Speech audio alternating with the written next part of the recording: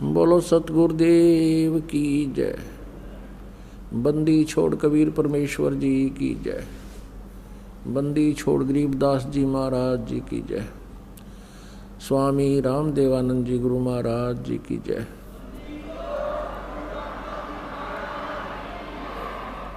सर्व संतों की जय, सर्व भक्तों की जय, धर्मी पुरुषों की जय, श्री काशी धाम की जय, श्री छुडानी धाम की जय, श्री क्रोथा धाम की जय, श्री बरवाला धाम की जय। सत साहिब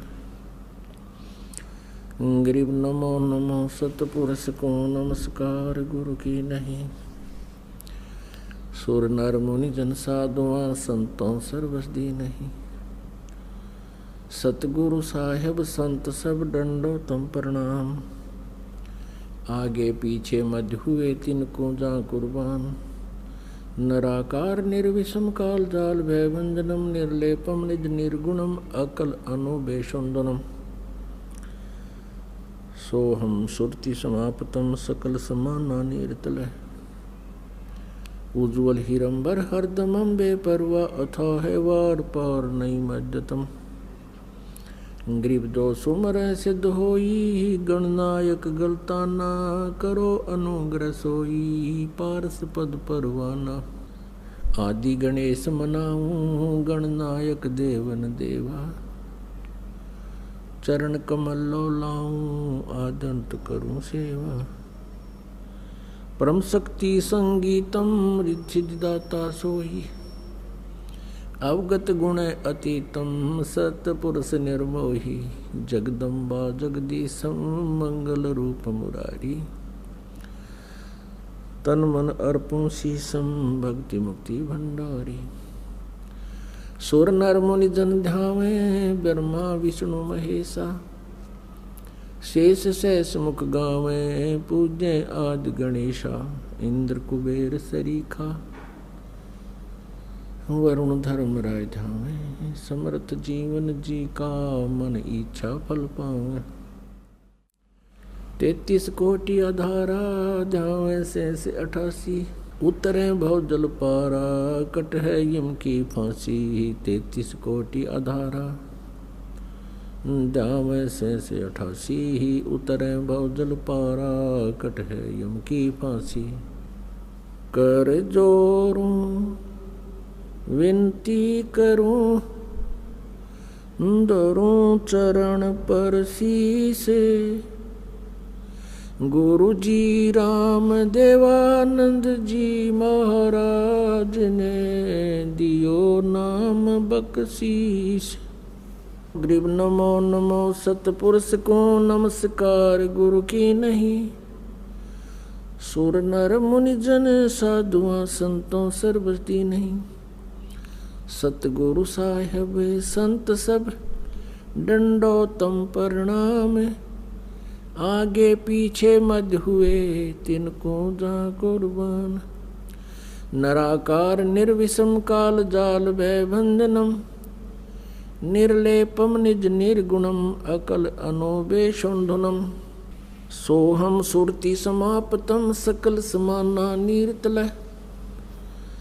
उज्ज्वल हिरंबर हरदमम बेपरवा अथाह वार पार नहीं मज्जतम।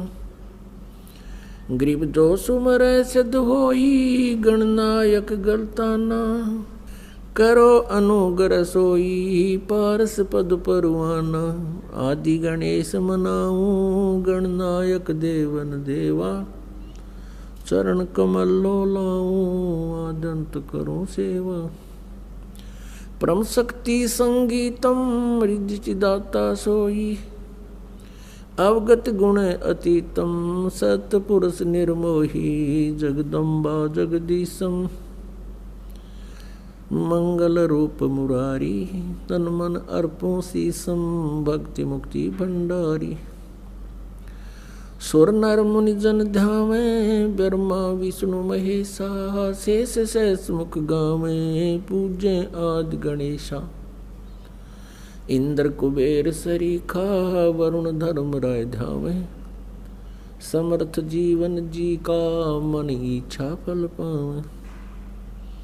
33 कोटि आधारा ध्यान से 88 उतरे भवजल पारा कट है यम की फांसी। 33 कोटि आधारा ध्यान से 88 उतरे भवजल पारा कट है यम की फांसी। कर जोरूं विनती करूं धरूं चरण पर शीश। गुरु जी राम देवानंद जी महाराज ने दियो नाम बख्शीश। कोटि कोटि सिजदा करूं कोटि कोटि प्रणाम।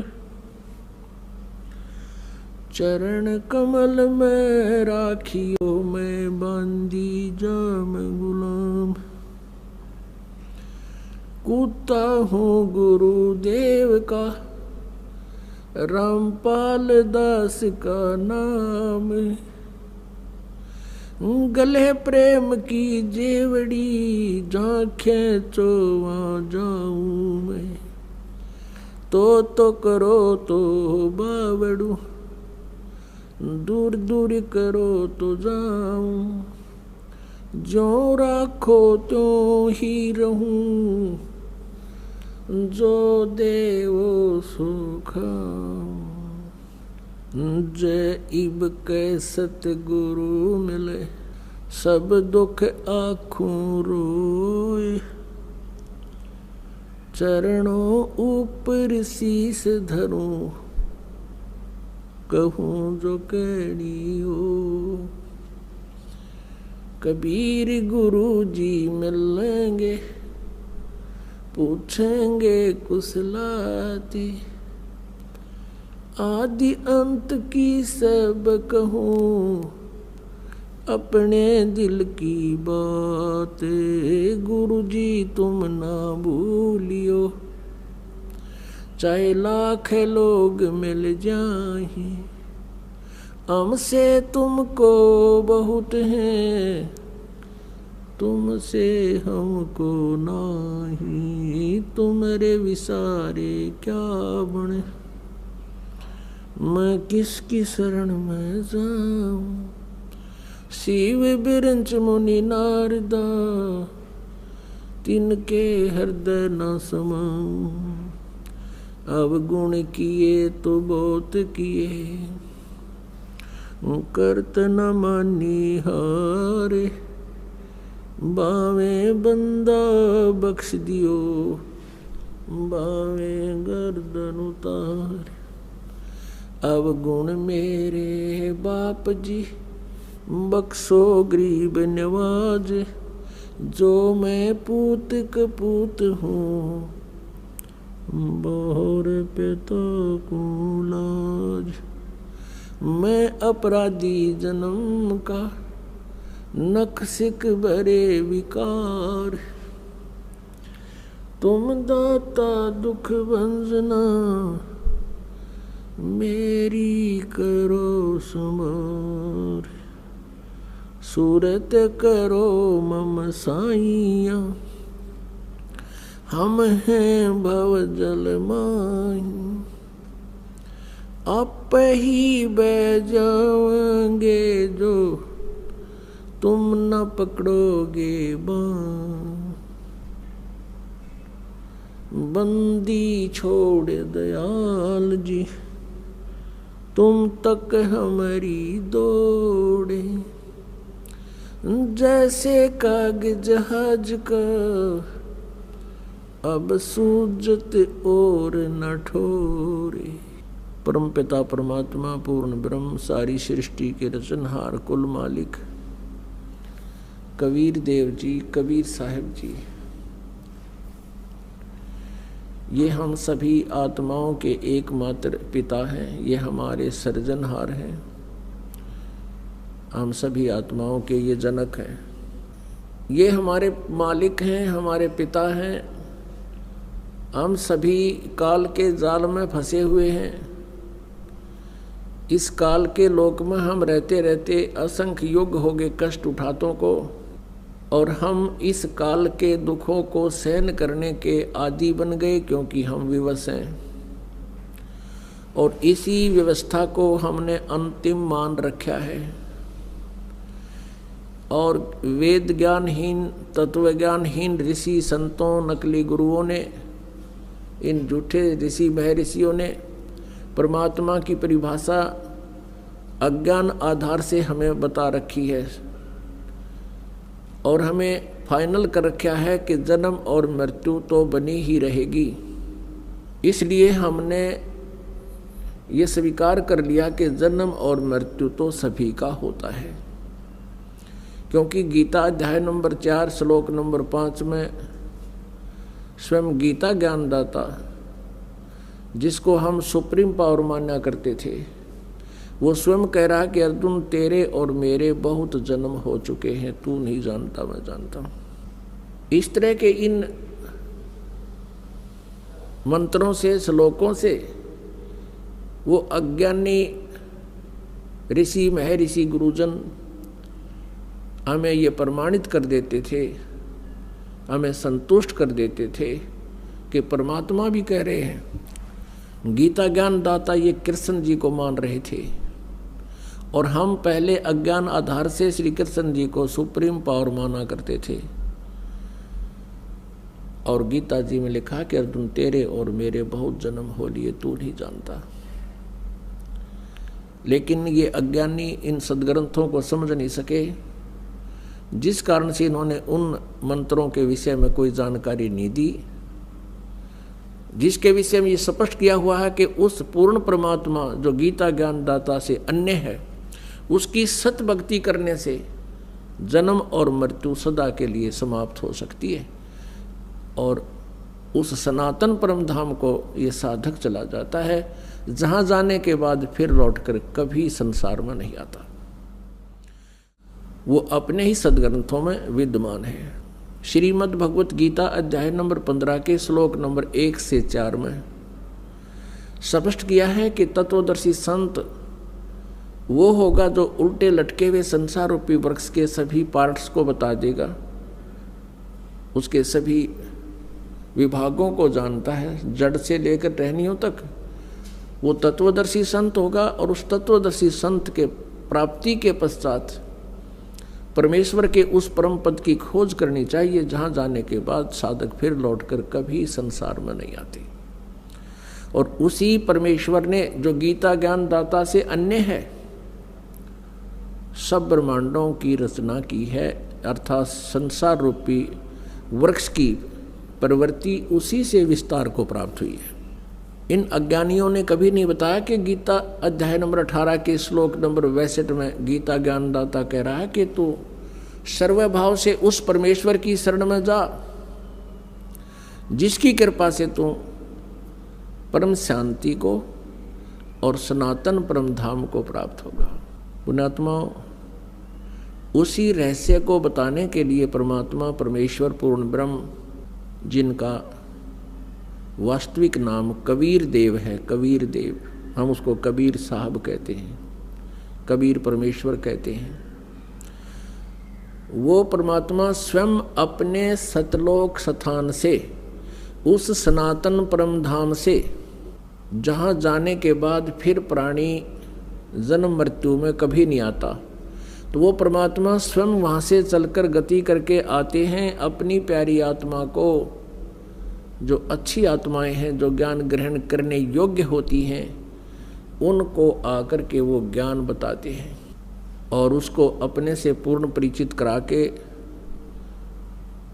फिर उस तत्व ज्ञान के प्रचार के लिए उसको पुनः उसी बॉडी में, शरीर में भेज देते हैं। जैसे आदरणीय गरीबदास साहिब जी को जब वो 10 वर्ष के थे,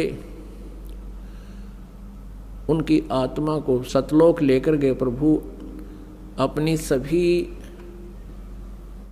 समर्थता से अवगत कराया, ब्रह्मा जी, विष्णु जी, शिव जी आदि की स्थिति से परिचित कराया, पूरे ब्रह्मांडों की रचना के विषय में जानकारी दी, और फिर उनको वापस शरीर में भेज दिया था, क्योंकि उधर से कुल के लोगों ने उस बच्चे को मृत जानकर अंतिम संस्कार करने के लिए चिता पर रख दिया था। फिर वापस परमात्मा ने उस आत्मा को पूर्ण परिचित करा करके वापस भेज दिया, शरीर में प्रवेश कर दिया, फिर वो बच्चा जीवित हो गया। तो आज का जो समागम है ये उसी उपलक्ष्य में, उसी खुशी में मनाया जा रहा है कि परमात्मा ने उस गूढ़ रहस्य को बताने के लिए, जो वेद और सदग्रंथों में, गीता जी में जो गूढ़ रहस्य छुपे हुए हैं उनको बताने के लिए परमेश्वर स्वयं ही धरातल पर अवतरित हुए, सह शरीर आए। ये वो शुभ महीना है, ज्येष्ठ मास, और ये आने वाली जो पूर्णमासी है अभी 4 दिन बाद यानी 15 जून की, ये वो शुभ दिन है कि वो परमेश्वर कलयुग में सतलोक से चलकर, सनातन परमधाम से चलकर गति करके सह शरीर आए और भारतवर्ष की पवित्र भूमि काशी शहर में एक लहर तारा नामक तालाब में विकसित कमल के फूल पर वो पूर्ण परमात्मा एक नवजात शिशु रूप धारण करके विराजमान हुए। ब्रह्म मुहूर्त, सूर्य उदय होने से लगभग 1.5 घंटा पूर्व के समय को ब्रह्म मुहूर्त कहते हैं। उसी समय एक अष्टानंद नाम के ऋषि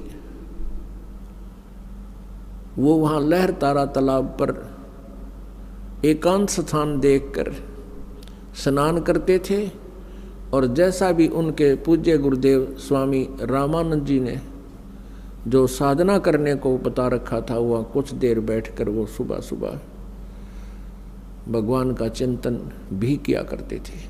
स्वामी अष्टानंद जी अपनी साधना करने की तैयारी में थे, स्नान कर चुके थे, आंखें खुली थी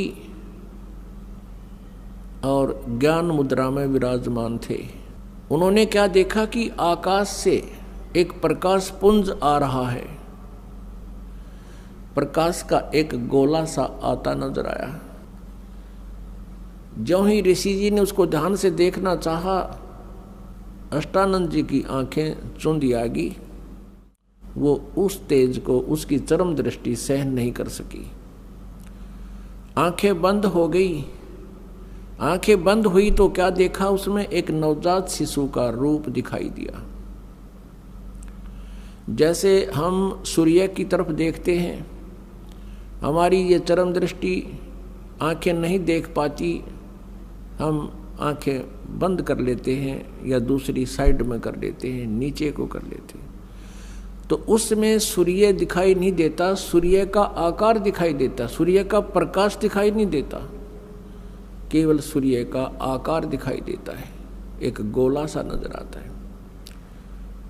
इसी प्रकार अष्टानंद जी परमेश्वर के उस तेज पुंज को नहीं देख सके। पहले तो उसने देखा कि प्रकाश का कोई गोला सा आ रहा है, फिर आंखें बंद की, फिर दूसरी साइड किया, फिर इधर किया, क्या देखा कि वो नवजात शिशु का वो प्रकाश रहित रूप दिखाई दे रहा है। जैसे सूर्य को देखने के उपरांत उसका प्रकाश रहित आकार दिखाई देता है। और क्या देखता है अष्टानंद जी के वो प्रकाश एक कमल के फूल पर एकत्रित और अदृश्य हो गया। अंधेरा सा था, वो देख नहीं सका, लेकिन इतना तेज प्रकाश अपने आप गति करके आ रहा था, इससे वो अचंभित बहुत हुआ। और इस रहस्य का भेद जानने के लिए वो तुरंत उठकर अपने पूज्य गुरुदेव महर्षि रामानंद जी पंडित जी के पास पहुंच गया। और अपने साथ बीती पूरी घटना का विवरण कह सुनाया और पूछा, गुरुदेव ये मेरी कोई भक्ति की उपलब्धि है या कोई मेरा भ्रम है? ये कोई स्वप्न भी नहीं कह सकते क्योंकि मैं जागृत और खुली आंखों देख रहा था। स्वामी रामानंद जी को जितना भी अध्यात्म ज्ञान था उसके आधार से अपने शिष्य अष्टानंद जी की संतुष्टि करने के लिए उन्होंने कहा कि अष्टानंद, आकाश से जब ऐसे प्रकाश पुंज आते हैं तो वो कोई देव आत्मा होती हैं और स्वर्ग लोक से आते हैं, यहाँ किसी माँ के गर्भ में वो प्रवेश करेंगे और फिर जन्म लेंगे और अपना जिस उद्देश्य से वो आते हैं उस कार्य को वो फिर पूरा करेंगे। ऐसे लक्षण महापुरुषों के अवतरित होने के होते हैं। अब जैसा भी उस ऋषि को ज्ञान था अपने शिष्य को संतुष्ट कर दिया और कहा कि अष्टानंद तेरी कोई भक्ति की उपलब्धि नहीं है। उधर से क्या हुआ कि एक गौरी शंकर और सरस्वती नाम के पति पत्नी ब्राह्मण थे। भगवान शिव जी के बहुत उपासक थे, कट्टर समर्थक थे, इष्ट रूप में उन्हीं को मानते थे, अन्य किसी देव को वो पूज्य नहीं मानते थे और निस्वार्थ वो भगवान शिव की कथा सुनाया करते थे, महिमा सुनाया करते थे। जो भी पैसा उनके पास आ जाता था कथा करते समय तो अधिकतर वो धर्म में लगाया करते थे। उनका कोई संतान नहीं थी, विवाह को लगभग 20-25 वर्ष हो गए थे, उनके कोई संतान नहीं थी और संतान की चाह उनके हृदय में बहुत घनी थी। रह रहकर भगवान शिव जी से प्रतिदिन प्रार्थना किया करते थे। कुछ दिनों के बाद क्या हुआ कि जो काशी के अन्य ब्राह्मण थे जो जनता से पैसे लेकर के उनको गुमराह करके पैसे ऐंठा करते थे, उनको लगा कि जो गौरी शंकर है ये निःशुल्क और निस्वार्थ भाव से जनता को कथाएं सुनाता है और काशी के लोगों की अधिक आस्था इस गौरी शंकर में होती जा रही है। इस कारण से वो ईर्षा किया करते थे, लोगों को कहा करते थे कि ये गलत है, ये झूठी कथाएं सुनाता है, उसमें बहुत से दोष निकालते थे। दूसरी तरफ मुसलमान बहुसंख्या में बनारस में थे, वो भी इस बात से परिचित थे कि काशी के अन्य पंडित गौरी शंकर से ईर्षा रखते हैं, वो इनके साथ नहीं है। और हिंदू धर्म का अत्यधिक प्रचार बनारस में ये गौरी शंकर कर रहा है, ये शिव जी का पुजारी है।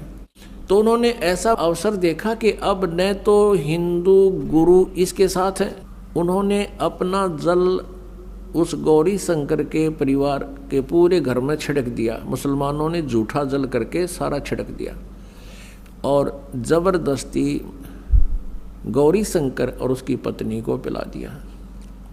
इस दृश्य को वो ईर्ष्या करने वाले अन्य ब्राह्मण देख रहे थे, उनको पता चला। उसी दिन से उन्होंने गौरी शंकर और सरस्वती जी को अपनी बरादरी से निकाल दिया और कह दिया कि ये मुसलमान बन गए हैं, इन्होंने झूठा पानी पी लिया है, जबकि उनको बाई फोर्स पिलाया गया था। अब ऐसी स्थिति में गौरी शंकर ने मुसलमान धर्म को स्वीकार कर लिया क्योंकि हिंदुओं ने उनका बहुत विरोध कर दिया और गंगा में स्नान करना भी बंद करवा दिया कि अब ये मुसलमान हो गया, ब्राह्मण नहीं रहा, हिंदू नहीं रहा। अब गौरी शंकर का नाम बदलकर नीरू रख दिया मुसलमानों ने और सरस्वती का नाम नियामत रख दिया। उसको नीमा कहने लगे और नीरू का नाम नूर अली रख दिया, उसको नीरू कहने लगे।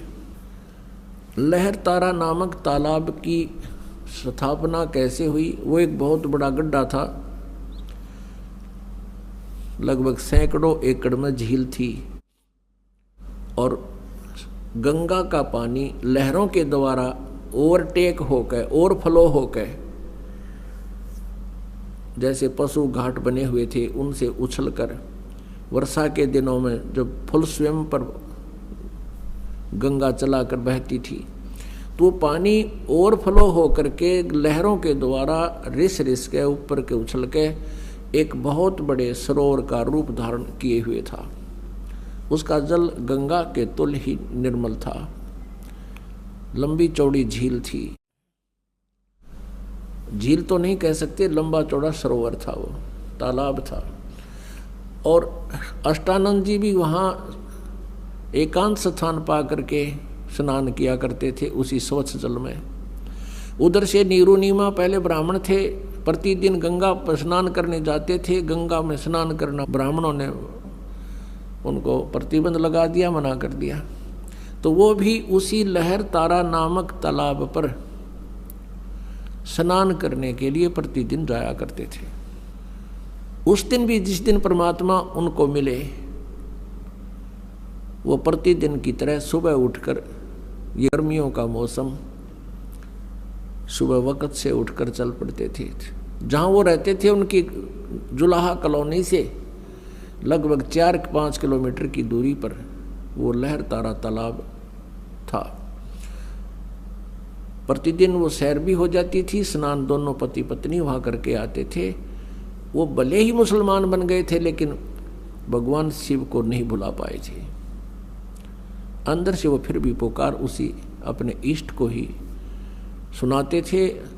उस दिन नीमा रोती हुई कह रही है, हे भगवान शिव जी, आप परम शक्ति हैं, आप देवों के देव हैं, महादेव हैं। मुझ दासी को भी एक खिलौना दे देते, आपके दरबार में भरे भंडार हैं। मुझे भी एक पुत्र दे देते, मेरा भी संसार में हिस्सा हो जाता। और दुनिया मेरे ऊपर कटाक्ष कर रही है, ना जाने क्या क्या कहकर हमें चिढ़ा रही है। ये परमात्मा, आपकी दासी का जीवन सफल हो जाता। उधर से न्यू कहकर वो बहुत जोर जोर से रोने लगी, बहुत हिचकी बंद गई। उधर से नीरू कहता है, नीमा, यदि हमारे भाग्य में होता तो भगवान शिव अवश्य दे देते। आयु हमारी 60 के आसपास पहुंच चुकी है, वृद्धावस्था ने दस्तक दे दिए हैं और हम अभी भी उसकी तरफ चाह कर रहे हैं। आप ऐसे रोती रहोगी, आपकी आंखें खराब हो जाएंगी। बुढ़ापे में कोई उंगली पकड़ने वाला सहारा हमारा है नहीं, पुत्र भाग्य में है नहीं, तेरी आंखें और नष्ट हो जाएंगी, तू अंधी हो जाएगी।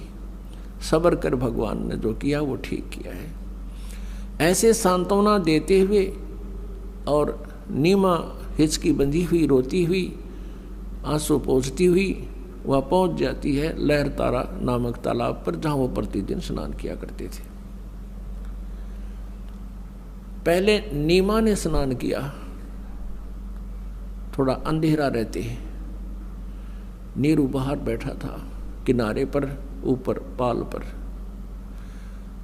जब नीमा स्नान करके बाहर आ गई, नीरू स्नान के लिए लहर तारा तालाब में प्रवेश कर गया और ऐसे पानी से मल कर नहाने लगा, गोते लगा लगा कर स्नान करने लगा। जो वस्त्र पहन के स्नान किया था नीमा ने, कपड़े चेंज करके वो लहर तारा तालाब में पुनः किनारे पर पहुंची उस वस्त्र को धोने के लिए।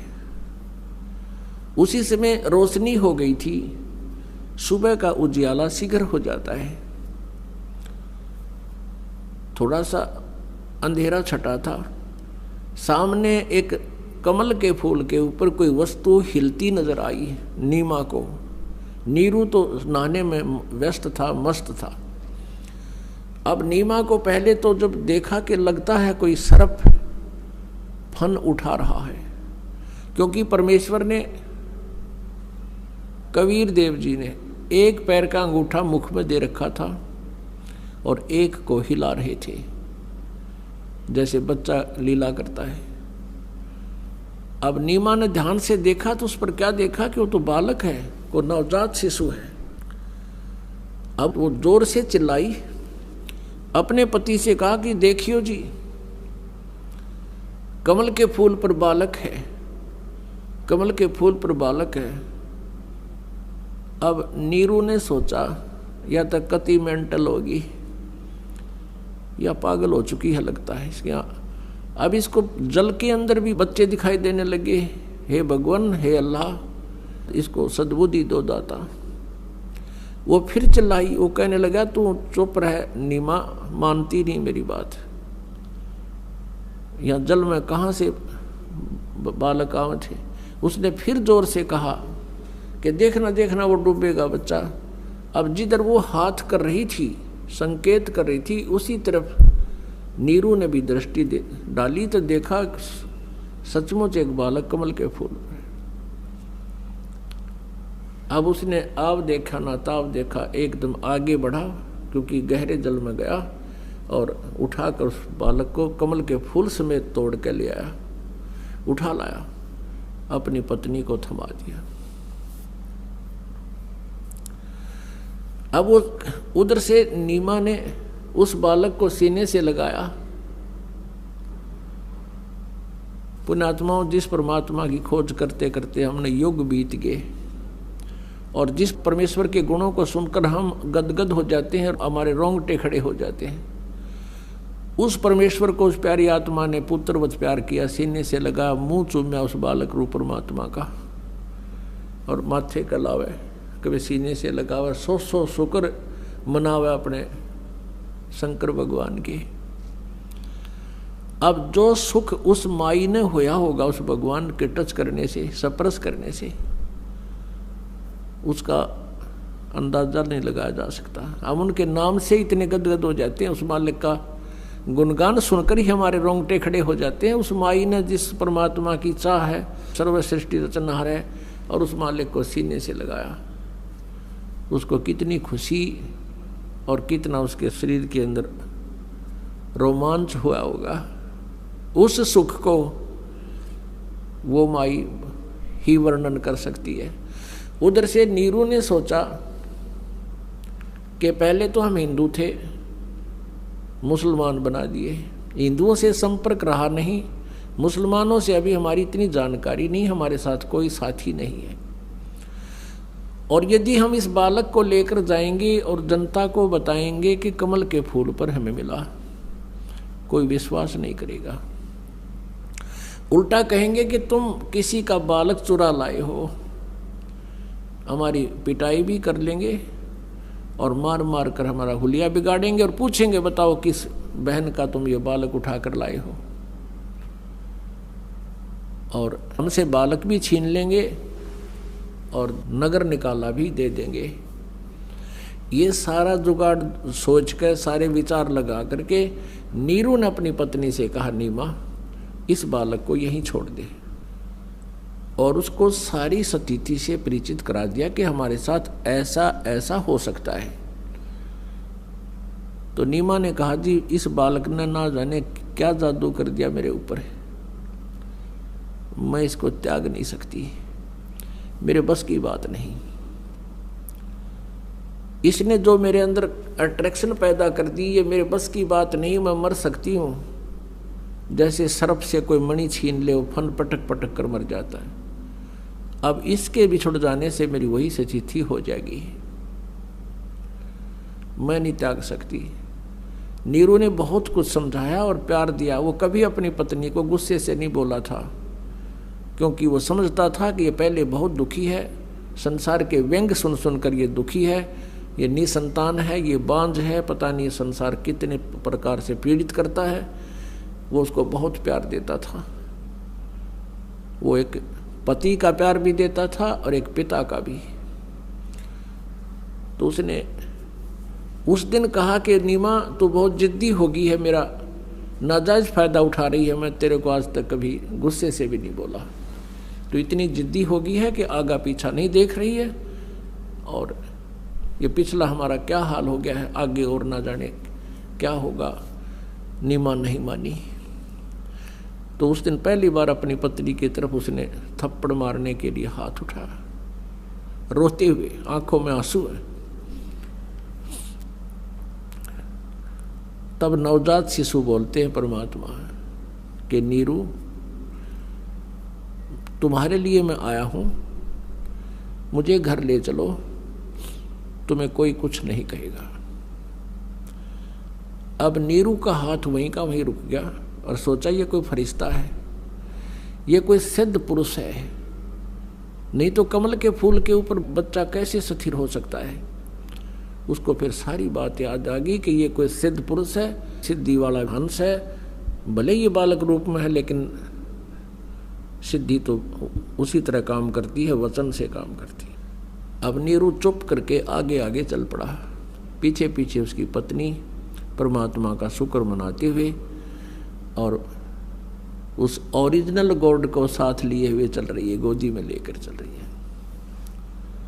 उस कंप्लीट गॉड को, पूर्ण परमात्मा को गोदी में लिए हुए जा रही है। अपनात्मा जो ही नगर में पता चला कि नीरू को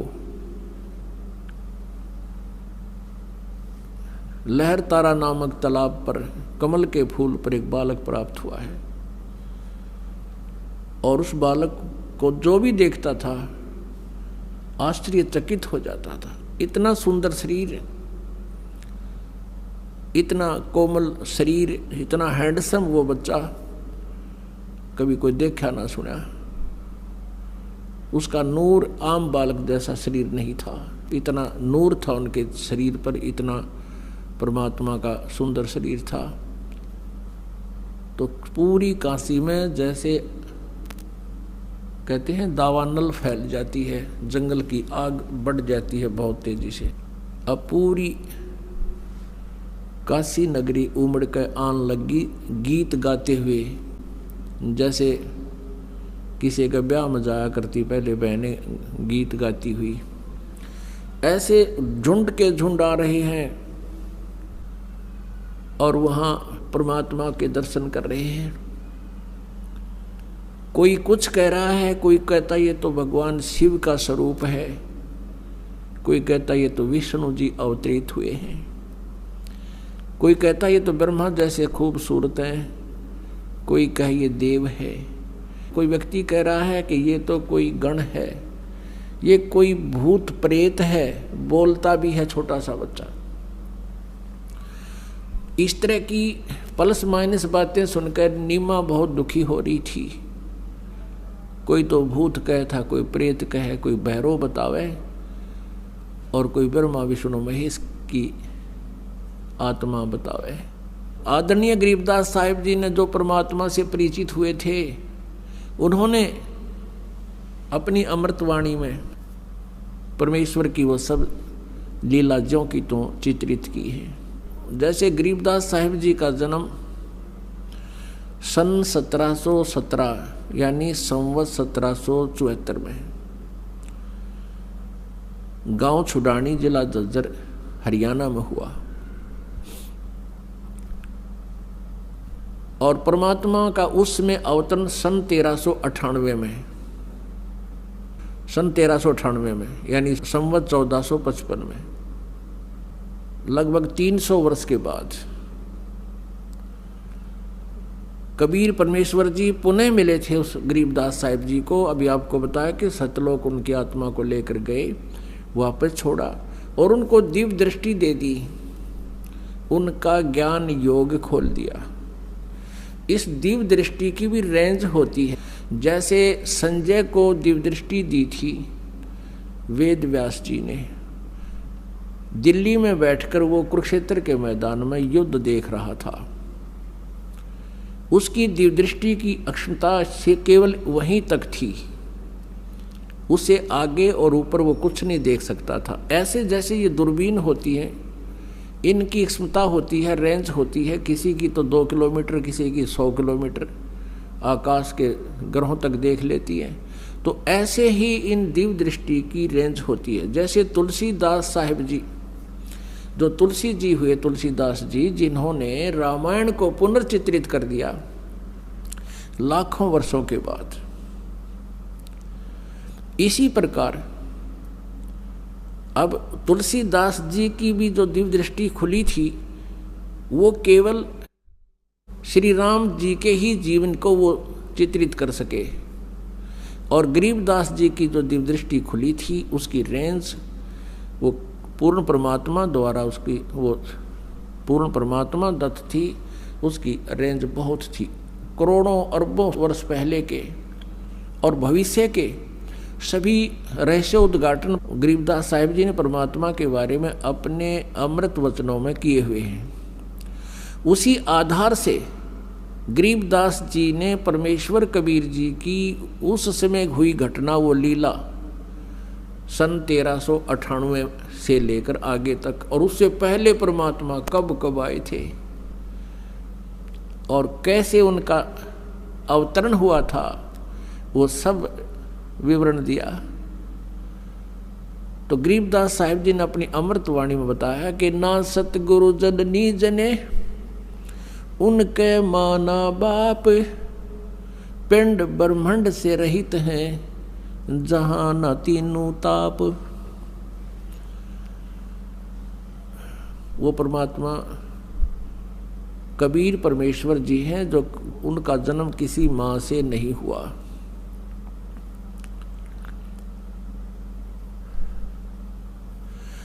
गरीबदास साहिब जी ने फिर परमात्मा की समर्थता बताई है। अनंत कोट ब्रह्मांडे का एक रति नहीं भारे, ये सतगुरु पुरुष कबीरे हैं कुल के सृजनहारे। अब गरीबदास साहिब जी ने परमेश्वर की आंखों देखी महिमा, बोला, लिपिबद्ध करवाया।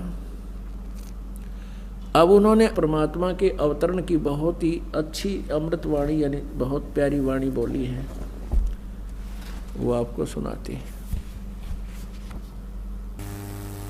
84 बंधन कटे किन्नी कल्प कबीर, भवन चतुर्दश लोक सब ये टूटे जम जंजीर।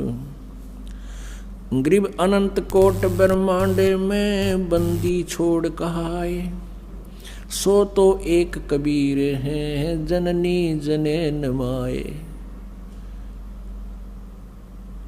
शब्द स्वरूप साहेब धनी शब्द सेंद सब माही, बाहर भीतर रम रहे जहां तहां सब ठाही।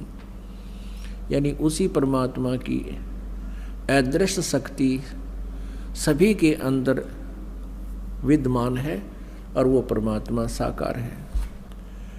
गरीब जल थल पृथ्वी गगन में वो बाहर भीतर एक, पूर्ण ब्रह्म कबीर हैं अवगत पुरुष अलेख।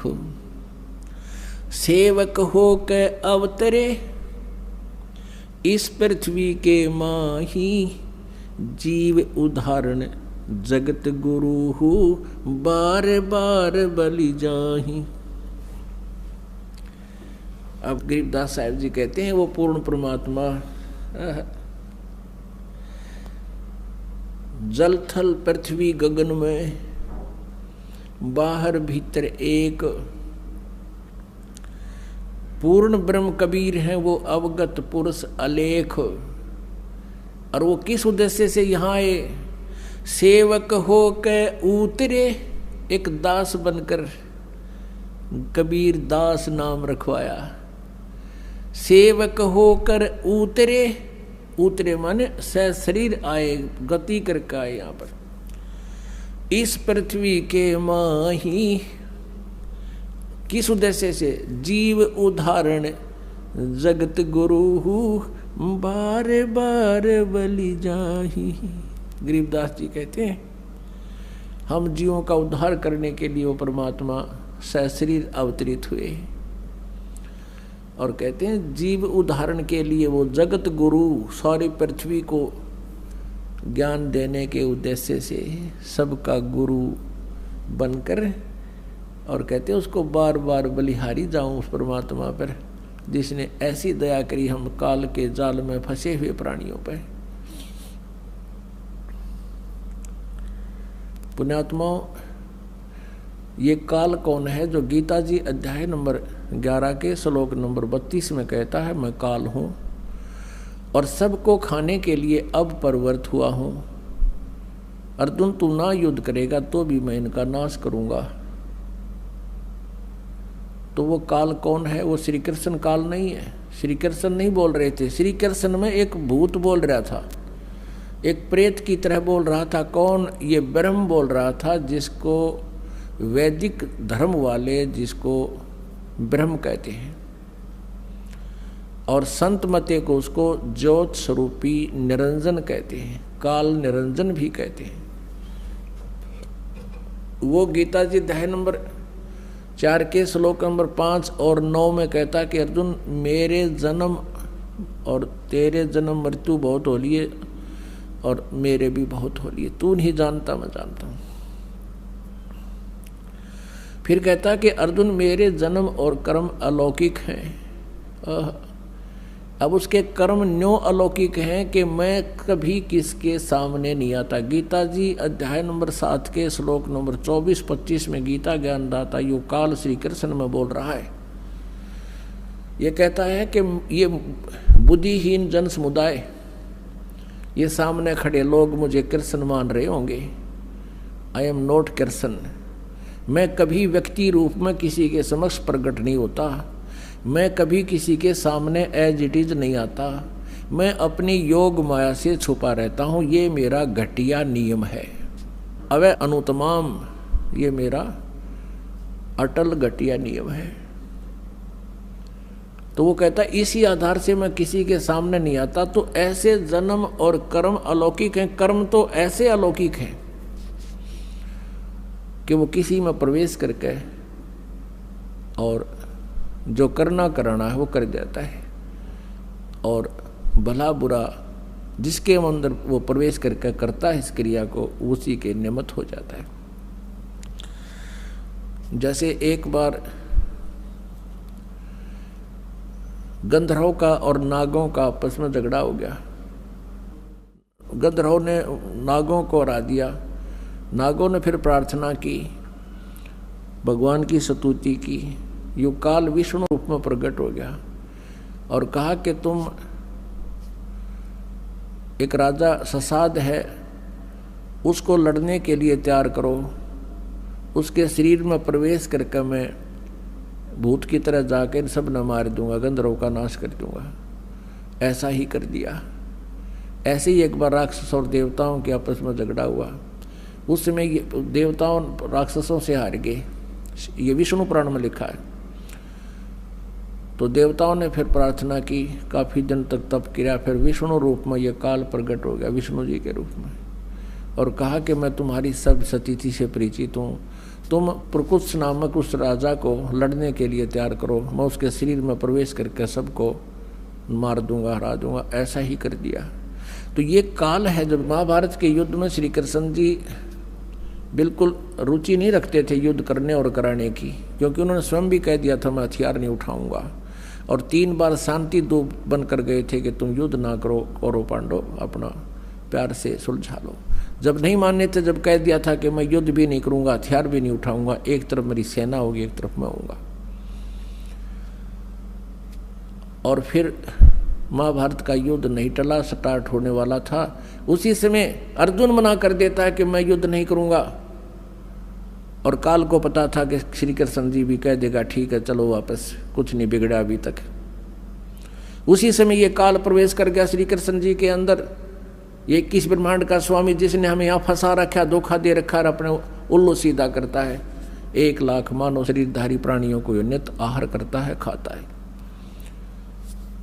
उस उद्देश्य से इसने वो जुल्म करवाना था और हमें यहाँ फंसा के रखना है। तो इसी उद्देश्य से उसने ये सब जुगाड़ जोड़ रखा। तो ये कहता है कि मेरे जन्म और कर्म अलौकिक हैं। तो ऐसे वो कहता है 11वें अध्याय के 32वें श्लोक में कि मैं काल हूँ। अर्जुन कहता है 11वें अध्याय के 21वें श्लोक में कि भगवान आप तो देवताओं को भी खा रहे हो, ऋषि महर्षियों भी आपसे कांप रहे हैं, हाथ जोड़ रहे हैं, मंगल हो मंगल हो, मंगल कामना कर रहे हैं, हमें बख्श दो बख्श दो। और ये देवताओं का झुंड आपके मुख में समा रहा है। तब 11वें अध्याय के 32वें श्लोक में कहता अर्जुन, मैं तो काल हूं और सब न खाऊंगा। तो पुण्यात्माओं, हम इस काल के जाल में फंसे हुए हैं, इसने हमें मिसगाइड किया हुआ है। और 1 लाख मानव शरीरधारी प्राणियों के आहार करने का इसको श्राप लगा हुआ है, क्योंकि इसने सतलोक में उस शाश्वत स्थान पर सनातन परम धाम में जब हम सभी थे और ये भी था, वह एक भयंकर गलती की थी। और हमने भी इसका अनुसरण किया था, और हम भी अपने पूर्ण परमात्मा से विमुख होकर हम पतिव्रता पद से गिर के हम अपने उस मालिक से हृदय हटाकर इस काल में लगा बैठे, और इसके साथ हम यहाँ आ गए। इसने 3 बार तप करके ये अपना सारा डमडमा उस पूर्ण परमात्मा कबीर देव से ही प्राप्त किया हुआ है। जब तक हमारे पुण्य रहे, सतयुग में, प्रथम सतयुग में हमें स्वर्ग में रखा, महास्वर्ग बना दिया, वहाँ नकली सतलोक अलखलोक वो डुप्लीकेट बना दिए, वहाँ रखा। जिसके पुण्य क्षीण होते रहे या किसी ने वहाँ कोई गड़बड़ कर दी, शरारत कर दी, उनको पृथ्वी पर पटकता रहा। इस पृथ्वी पर जैसे पहले हिंदुस्तान के अंदर कोई स्त्री या पुरुष कोई ऐसा अनैतिक कार्य कर देते थे जो समाज में निंदनीय होता था, उन दोनों को या एक एक जो जैसा भी करता था उनको काला पानी छोड़ाया करते थे। काला पानी है इंडोमान निकोबार, एक द्वीप है, समुद्र के बीच में, चारों तरफ समुद्र है, बीच में वो टापू है, वहाँ छोड़ाया करते थे कि ये वापस यहाँ आएंगे नहीं और यहाँ सबको खराब करेंगे नहीं, ये सजा देते थे। फिर वहाँ धीरे धीरे हजारों की संख्या में स्त्री पुरुष हो गए। उन्होंने फिर अपने नए सिरे से वहाँ अपना जुगाड़ जोड़ा, आप पर कोई ढूंढ बनाए, आप पे उन्होंने वहाँ तो फिर शुरू में तो एक ऐसा था जैसे जंगली राज होया करे, सब आपस में दुराचार करने लगे, उन तो संतान होने लगी, और फिर वहाँ धीरे धीरे उन्होंने अपना नियम ठीक सा कर लिया। यही स्थिति यहाँ है। हम सतलोक में रहते थे, वहाँ भी ऐसा ही शरीर था, लेकिन वो शरीर उस मटेरियल का बना हुआ था, उस पदार्थ का बना हुआ था जो कभी नाश नहीं होता, उसमें वृद्ध अवस्था नहीं आती। और उस सतलोक में जहाँ हम रहते थे वहाँ किसी चीज़ का अभाव नहीं है। सदाबहार वृक्ष हैं, सदाबहार ये पेड़ पौधे बेल लताएं हैं, वहाँ काजू किस्म सेब संतरे ये सब प्रकार के फल और मेवा, दूधों की नदी, वहाँ का जल अमृत है, कभी खराब नहीं होता। उसी का एक एग्जाम्पल है, एक सैंपल है ये गंगा का जल।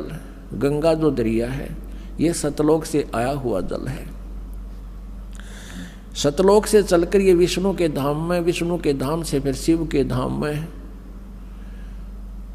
और शिव के धाम में सबसे ऊपर एक जटा कुंडली डैम बना हुआ है, जटा कुंडली सरोवर है। वो वहाँ से सब सतलोक से गंगा आ रही थी, उसको जटा कुंडली डैम को भरने में 6 महीने लगे थे। 6 महीने के बाद फिर वो ओवरफ्लो होकर चल रही है आज तक। वहाँ से वो जल गिरता है, ऐसे गुप्त रूप से आता है, हिमालय में उस गोमुख के पास एक बर्फ रूप में जम जाता है, और वहाँ से फिर जल प्रवाह बन करके वो वही अमृत बह रहा है दरिया रूप में, जिसको गंगा दरिया कहते हैं। तो ऐसा जल, ऐसा वहाँ दूधों की नदियाँ सतलोक के अंदर हैं जो कभी खराब नहीं होते। गंगा के जल को रख दो आप 20 वर्ष 100 वर्ष किसी बोतल में डाल के, वो खराब नहीं होता। तो ये एक एग्जाम्पल दिया परमात्मा ने कि इस कलयुग के पिछली पीढ़ी में हमारी महिमा को समझाने के लिए एक ये बहुत ही जो है ना एक प्रमाण का काम करेंगे। ऐसा लोक है, ऐसा स्थान है, वहाँ पर ऐसा आहार है, ऐसा जल है, तो हम वहाँ रहा करते थे। हमने अपने पैर पे कवाड़ा मारा, इसके साथ आगे। अब हम रो रहे हैं, इसने हमें इतना अज्ञानी बना दिया, हम अपने भगवान को पहचान नहीं पा रहे हैं। अपने नकली दूत बनाकर यहाँ नीचे भेज दिए और उनके द्वारा स्वयं ही उनमें प्रवेश करके या अपने रिमोट से गलत ज्ञान प्रवेश करके उनसे परमात्मा की परिभाषा बदलवा दी इस काल भगवान ने। और सभी परमात्मा को निराकार बताते हैं। तो निराकार बताने वालों ने जो साधनाएं की, उस साधना से प्रभु प्राप्ति हुई नहीं, उन्होंने भी सेकंड कर दिया, समर्थन कर दिया, हजारों वर्ष समाधि लगा करके कि परमात्मा निराकार है। वेद और गीता जी पुराण बताते हैं वो परमात्मा साकार है, नर आकार है, मनुष्य सदृश है। उन वेदों और गीता को सत्य मानने वाले ऋषि महर्षि भी नहीं समझ सके, क्योंकि उन्होंने लोक वेद आकाशवाणी से, अंदर की प्रेरणा से, अपने हठ योग से की गई साधना से